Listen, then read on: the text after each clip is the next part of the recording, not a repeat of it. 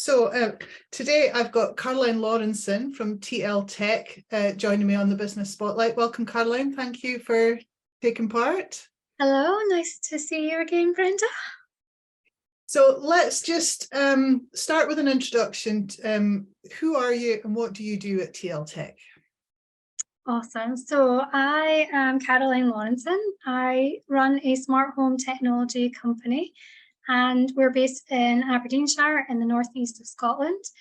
Our main business is in hardware and helping to support people learn more about smart homes and how they can adopt them into their lives. Our biggest customer is actually a housing association, so we help with all their tenants installing new bits of equipment and doing all their kind of research and development as well. And then the other part to our business, which is kind of the growing part and the exciting part, is in voice applications for the Amazon Alexa smart speakers. So that's something that we started doing during lockdown when we couldn't actually go to our customers' houses.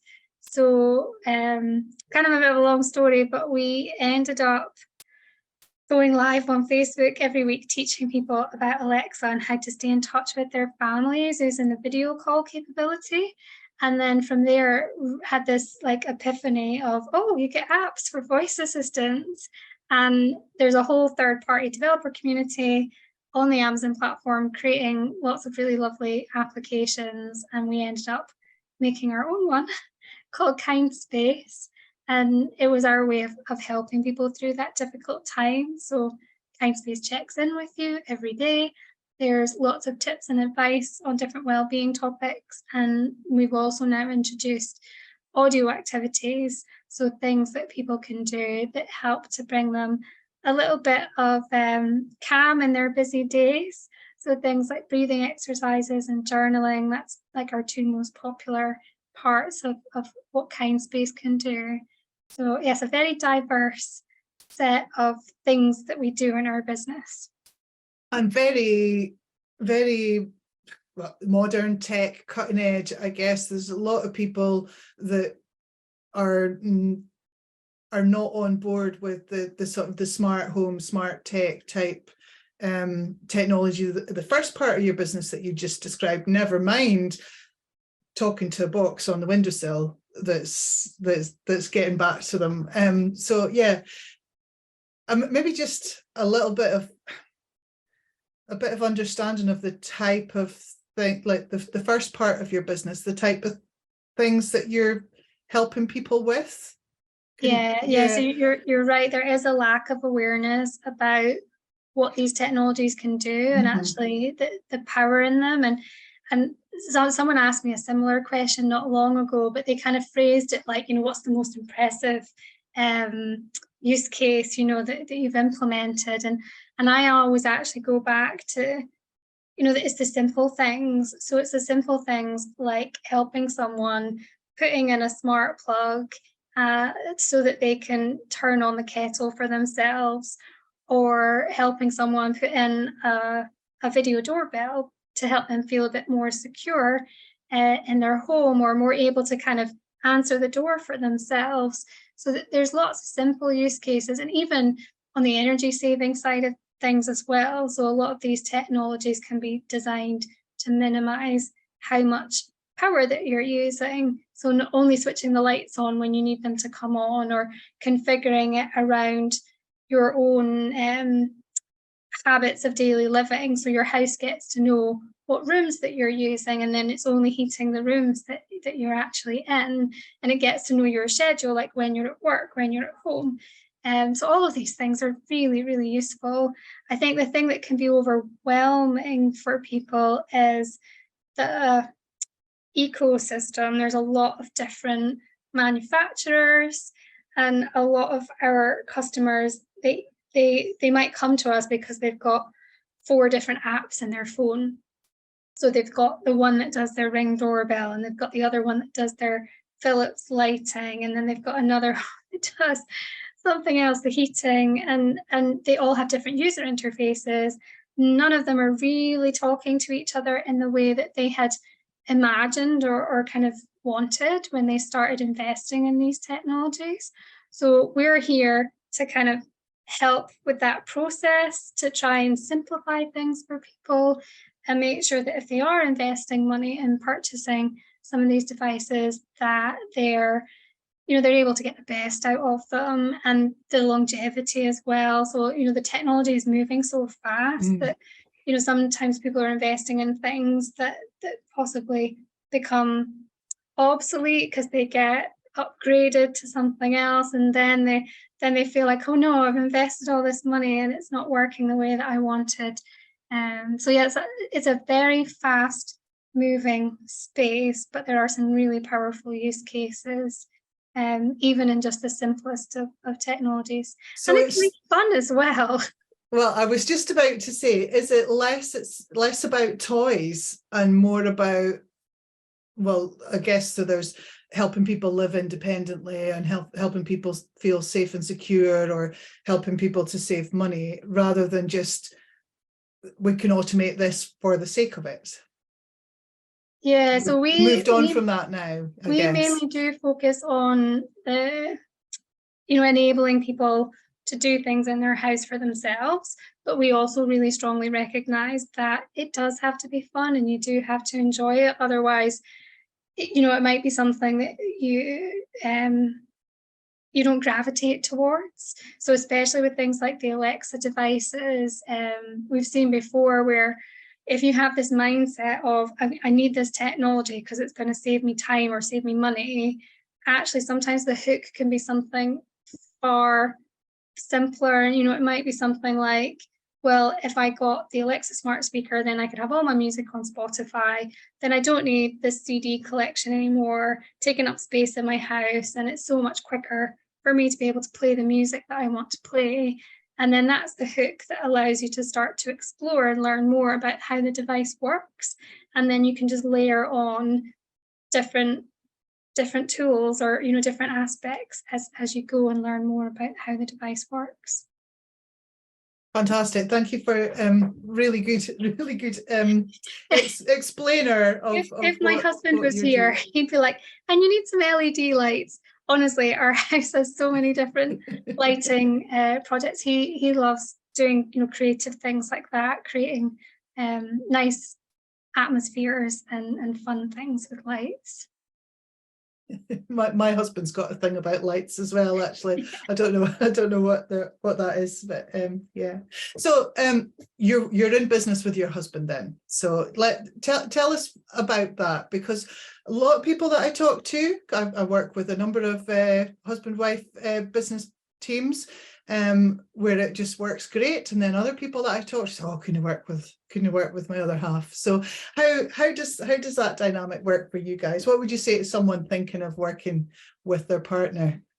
Yeah, it's really interesting because it wasn't really a conscious decision. It kind of just happened in that Thomas started the business originally, and it actually came about because he was made redundant from his job in the oil industry.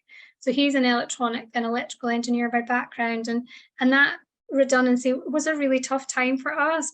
He'd gone through 2 other rounds of redundancies and survived, and it got to the next round and he was like, I can't reapply for my job. The stress was too much. And I think anyone who's been in that kind of situation before will really resonate with them. How much it really ate away at his confidence. And so I was like, let's take it as an opportunity. Let's see the positive in this. And if you need space, let's do that. Take the opportunity to spend some time at home with the kids, find the things that bring you joy. And he started tinkering in the house.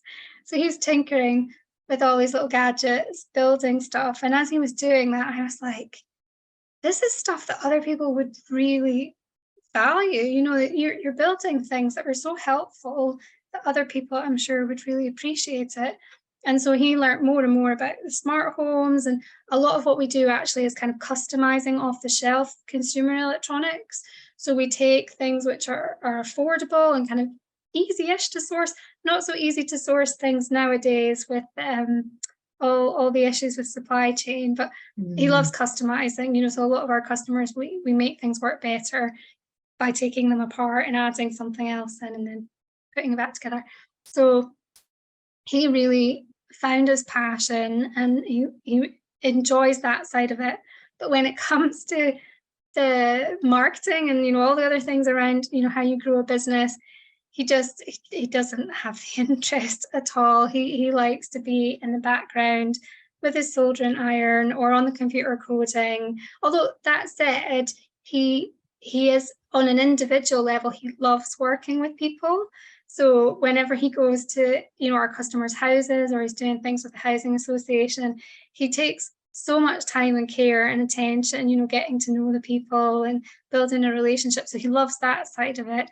But any of the paperwork, getting him to write anything down, no. So yeah, I kind of came on board later to the business, and it wasn't really intentional. And I guess we didn't really know what it was going to be like because we've never worked together before. But I think we have a good blend of capabilities. So I think we complement each other quite nicely. So there's no like stepping on each other's toes, if that makes sense. I guess the difficulty is that, you know, we work from home, we spend all of our time together, and so you want your home life and your work life to still have some degree of separation, and that can be. So really how do you do that challenging. then? How do you make sure you've got that separation? Yeah, it's a good question, because I wouldn't say that we are perfect and, you know, doing things in the best way, but we try not to talk about work stuff outside of work time. That is really difficult when, you know, you're running a business and the kind of tech stuff that we're doing is quite startup orientated, so that you do spend a lot of your waking hours thinking about it, even though you know you shouldn't. I think we have a really close relationship, and I guess that maybe comes from we've known each other forever. So I met Thomas when I was 17, so we kind of grew up together, and like he's my best friend. So it's almost like, you know, we can be together without having to talk to each other. We're just really comfortable in each other's company.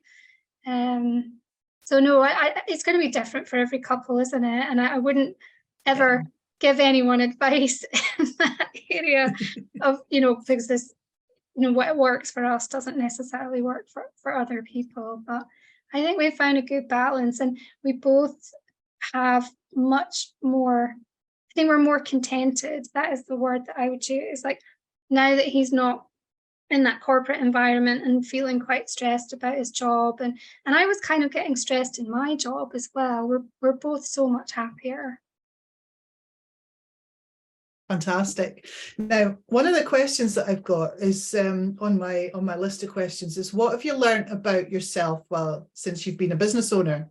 But I'm going to change that a little bit, because I used to work with my husband. We were both employed in the same organization, and I saw a different side of him in work that I wouldn't have known if we didn't work together. So what have you learned about him since you've been in business together?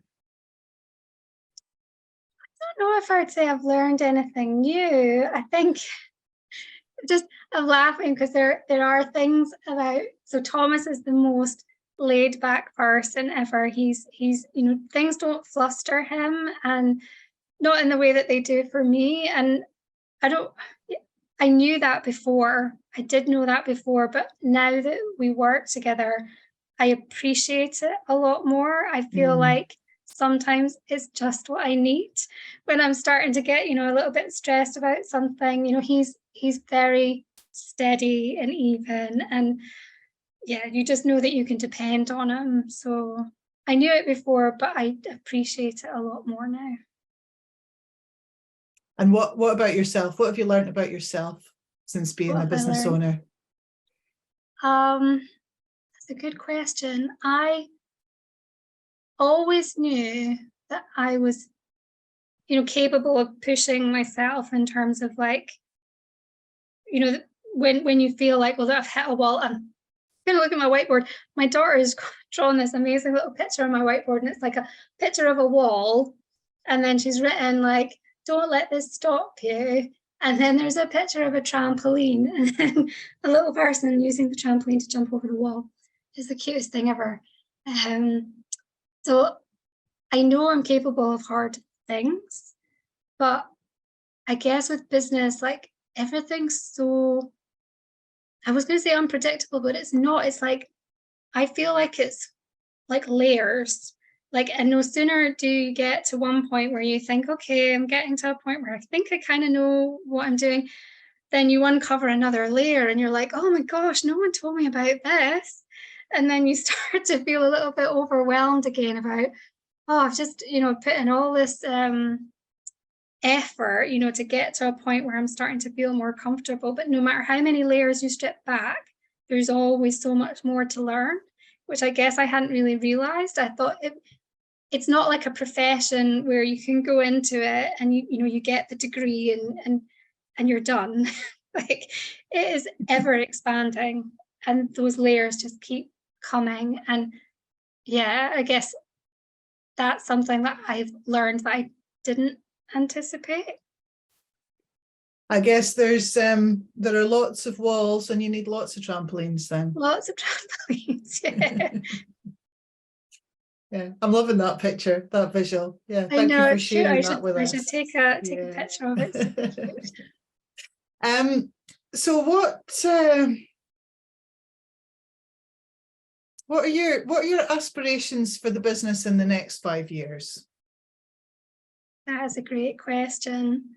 So with our business, we've started doing more work with other organizations. So with the voice application capability that we built up, we recently created another application for the Health and Social Care Alliance called My Scottish Community. So it takes their Alice directory, which is like a services directory that helps people to find support in their communities. So it's everything from walking groups, sewing groups, singing, things related to certain health conditions, so dementia support or other health conditions. And now it's voice accessible, so people can go onto their Alexa device and say, open My Scottish Community, and then they can search the database with their voice. And so doing things at a national level for me is really exciting, to think that we can bring these sorts of technologies to people and make them accessible. So I'd love to be able to do more of those sorts of things. I think voice and smart home technology is still underutilized in Scotland. I just came back from America last week, so we went over there for the Project Voice Technology Conference, and it was amazing. It was amazing to see how the technologies are being used and the different use cases and some of the new technologies that are being adopted. And I'd love to be able to take some of that learning and see what we can do here. So the next 5 years, I hope that we are the go-to people when it comes to anything voice or smart home related. The other big thing that I'm really hopeful actually that we can pilot this year is a new thing called Alexa Smart Properties. So it's a way of being able to fleet manage a large number of Alexa devices. So rather than having to set up each one individually in somewhere like a care home or sheltered housing, then you can program it all so that it's all under one consistent package. And you can also then customize the content. So it's great for people being able to ask, what's for lunch today? All these sorts of nice use cases. So I'm hoping that we can get a pilot in conjunction with Amazon. So I met Amazon when we were over last week. So I'm super excited about the prospect of bringing Alexa Smart Properties to Scotland, because we don't have any projects of that nature yet in Scotland. So yeah, exciting time for the technology. What will the business have to look like to achieve that? I mean, is it still only the two of you in the business, or do you have other team members? So we have at the moment one other team member who helps us in the background with updating things like our Alexa guides and some of the kind of social media marketing type stuff. I'd really love to be able to grow the company. And I think the digital skills involved in like the maintenance of smart homes are becoming more and more important. So I've mentioned, people adopting these smart homes, and then they need help, when it comes to dealing with obsolescence, or, dealing with maintenance, and making sure that the system is working correctly. And there isn't really a ecosystem yet around how you support people to do that at scale. Because for most people, their technology capability is limited. And so to be able to maintain a system and make sure that they do get the value out of the money that they've invested is important. So I'd like to be able to grow a little team of apprentices that can help us to do that. Even with the housing association work that we do just now, it's becoming more and more obvious that we will need some apprentices, because we have so many houses now with the housing association that all need maintenance and looked after. We did a project, or an initiative with Fraserburgh College last year. So Fraserburgh College, they have a program for their electricians, and they were looking to update that to include some Internet of Things type technology training. So we created for them it's like an interactive display. So it's quite big. It's like the size of a big flat screen TV. And then on the display is lots of different smart home technologies that the students can program, and they can kind of set up automations and different routines and see how they can control the lights and blinds and security and cupboards. And it's got lots of tools and things on it. But the nice thing about it is the back is made of perspex, so they can also see all the wiring and get a really good understanding of how you might wire something up in real life to create that in a home. So yeah, we're really excited about potentially doing more with the college, and this idea of having apprentices that we can train up on the hardware side of things. And then on the voice side of things, the programming and the coding that is done to create these voice applications is quite niche and specific, but we see that also being a growing area as well. So as more brands and more companies are thinking about incorporating voice into how they communicate with customers, it would be nice to have a team that can create these voice solutions. And we can maybe, again, similarly partner with a university or an educational establishment to see where we might be able to help create the curriculum, because there aren't courses in Scotland where you can go and learn how to create voice solutions. One of the other questions on my list is about the talent shortage that we're facing at the moment, and lots of businesses are facing a lack of talent, but must be specifically difficult for you when it's such a cutting edge technology that you're working with, that nobody has, very limited numbers of people with the skills and the experience in that you would be looking for. So I guess it'll have to be apprentices trained up from the ground up. Yeah, so we have done a fair bit of work with students in the past that we've had as summer placements, and we've basically kind of trained them on the job. But everything that we've learned on the job as well. Mm-hmm. And we didn't necessarily have the foresight to document all of that. I mentioned how Thomas is not great with paperwork. He's really good at, I guess, what you would call transferable skills. So he has basically taken what he learned from working in the oil and gas industry and has transferred that now into what we do in the smart home world. So although we can't kind of go and write a wish list of they need to have, this, and this, I think there are a lot of transferable skills, and that's how we've found people to work with in the past. It's kind of looking at, well, do they know JavaScript? And it's not necessarily that we need an exact skill set. I think more for us, it's the personality and the ability to, have that kind of mindset of, oh, I've never done this before, but I'll have a go. It's always a good mindset to have.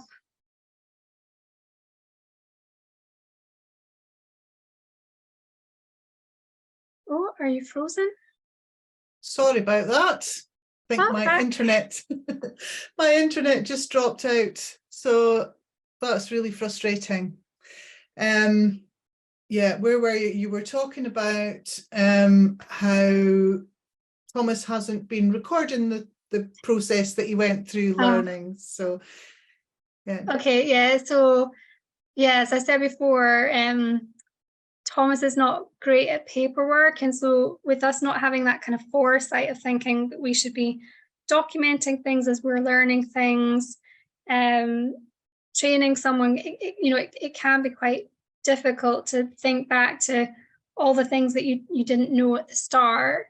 That said, with skills being so transferable, if it is someone who's got a bit of an experience with coding, but maybe in a different language, then that's absolutely fine as long as they have the right mindset. So we prefer to work with people who have that kind of mindset of, I've never tried this before, but I'll give it a go, rather than someone who maybe feels a bit like, nervous or apprehensive.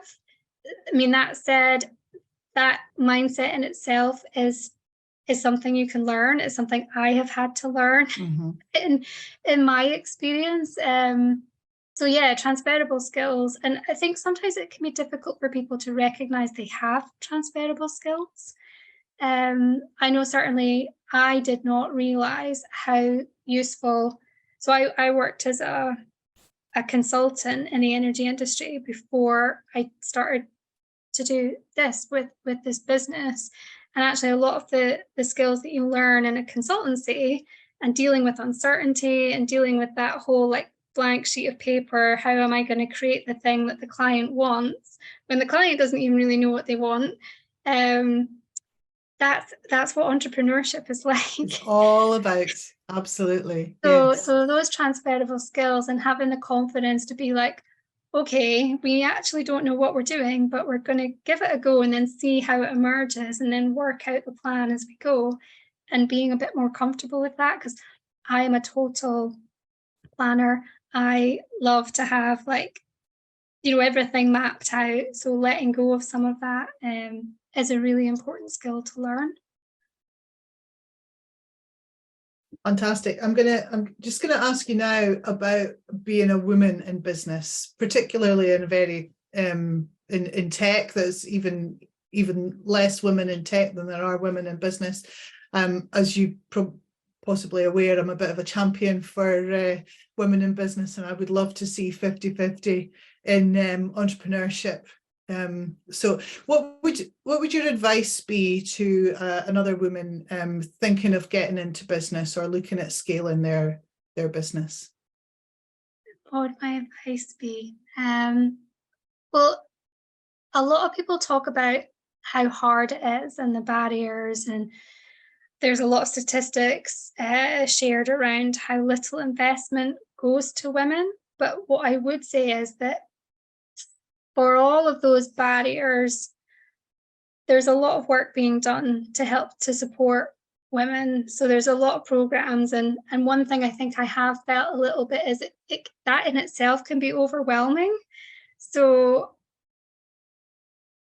having an understanding of what that landscape looks like and who might be able to help you and what support networks that you can build is a good place to start, because there are a lot of programs, but I would say for me, I've felt at times that it can be a bit overwhelming.